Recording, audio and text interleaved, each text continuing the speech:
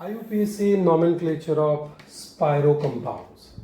First of all, try to understand the meaning of spiro compounds. These are bicyclic compound. There are two cycle joints or two ring joints together using this carbon. That means these two compounds having common carbon atom. This common carbon atom is called spirocarbon. Now, when this kind of compound is given, how to provide IUPAC name to that kind of compound, that we have to discuss by using certain rules. So whenever you have to write the name to this kind of compound, you just identify this compound is spiro by just having if one carbon is common for both ring, then definitely it is spiro compound. Then the name is started with word spiro. So you always write first spiro, then you draw a square bracket. In this square bracket you have to write number of carbon atoms present in the smaller ring first and then in the bigger ring. Excluding means you cannot include this common carbon either with this ring or with this ring. You have to exclude it. Now after that, number of carbon atom present in the smaller ring. Here, for example, two carbons present, this one and this one. You cannot consider this carbon. Then give the dot and then find out how many carbons there in the big ring. 1, 2, 3, 4. In this example, 4 carbons. So I have to write 2.4. So we have excluded this carbon. This carbon is not considered. After that, you just complete that bracket and find out its parent name. Parent name is very simple. Either you can count all carbons or whatever numbers are written here, you just take the summation of these two numbers and add one carbon. That is because this carbon is excluded while writing number of carbons in smaller ring and number of carbons in bigger ring. So if you add these two numbers and add 1, then you will get, suppose in this case there are 4 carbons here and 2 carbons here, so number will be 2 and 4. So you have to add this 2 and 4, that will be 6, and 1 carbon this one. Every time you have to add 1, so you will get 7. 7 means octane, sorry, heptane.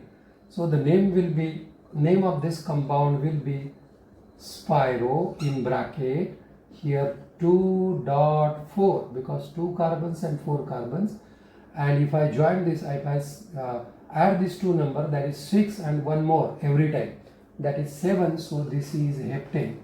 So the name of this compound is spiro 2.4 heptane.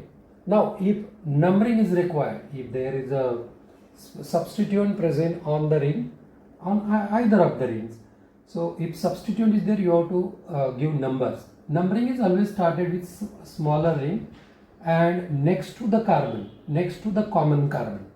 And that again you have to consider which will provide least possible number. So that doesn't mean you have to go always clockwise or anti-clockwise. You can select clockwise route or anti-clockwise route. But the thing is, all substituents should get least possible number. So this is 1, 2, and then while going to the bigger ring, you have to consider, you must go through that common carbon. So this is 3, 4, 5, 6 and 7. Or you can start numbering from here and go this way. That is not actually a fix. Only thing is all substituents should get least possible number. Then the question is how to arrange substitutes. Sometimes substituents are arranged before word spiro along with their local numbers, and sometimes, for example, if carboxylic group is there or ketonic group is there or double bond is there, then you have to suffix that number. That means you have to write after the name of parental key. So that you can decide very easily. So this is all about the rules of nomenclature of spiro compounds. Now I am going to take few examples. So let us take few examples. I'll draw that compound here and here, or if I write here, suppose Br. Now there are two rings joining together, so this is spiro compound. And while writing spiro compound, if substituent is there, you provide numbers. So numbering is started with smaller ring, you can easily find. So this is 1, 2, then going to the common carbon. Now you cannot go this side because that will not be a smallest number. So 3 means 4, 5 and 6. So the numbering is done. Now start. So there is a bromo, means you can prefix. So bromo is at 4th carbon. So this is 4 bromo, then word spiro, then square bracket, number of carbons in smaller rings 1 and 2. So 2 dot, number of carbons here 1, 2, 3, bigger rings, 3 bigger ring. Now parent is what? 3 plus 2, 5 plus 1 means 6. 6 means hexane, or you can easily find there are 6 carbon, that's why hexane. So this is 4 bromospiro 2.3 hexane. In this way you can take any example. To take few more examples, I'll remove this portion. I'll keep rules there on the board so you can read and provide names to the different compounds.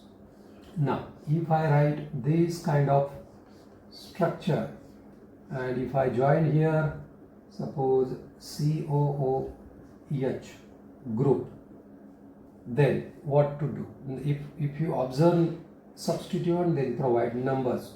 Numbering started with smaller ring, so you can start here 1, 2. So you have to consider first all carbons of smaller ring, then going to the common carbon. But if you go through, or if you use this route, that will be longer route, so we have to select smaller route.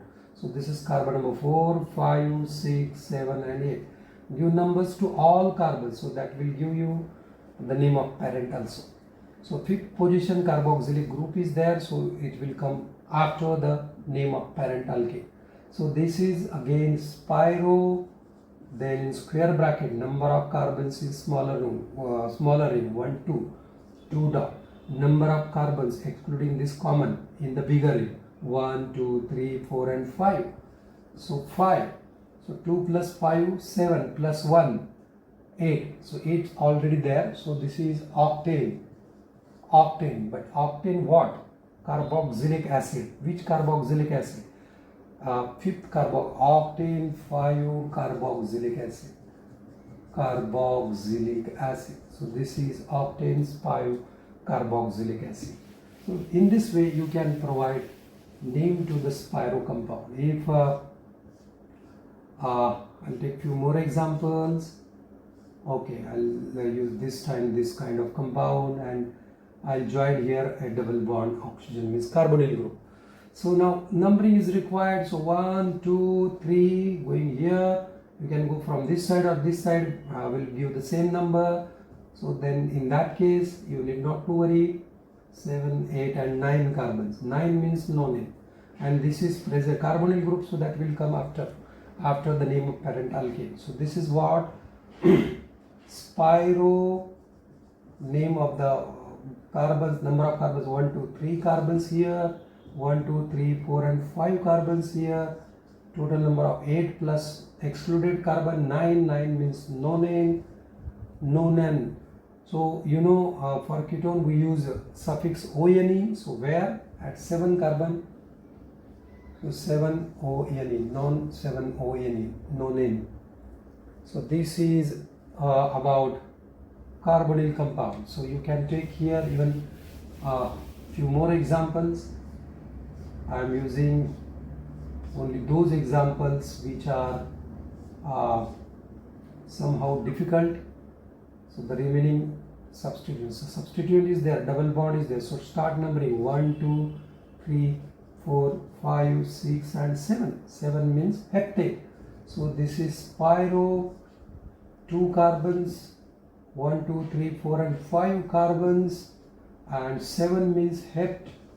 Hept, because double bond is there, so EN is there, but where it is present, it is started at 4 carbons, so this is 4ENE. Hept 4ENE. Hept 4ENE. So this is all about, this is the nomenclature of the spiro compound. So this is again you can use this kind of method to provide names to the spiro compound.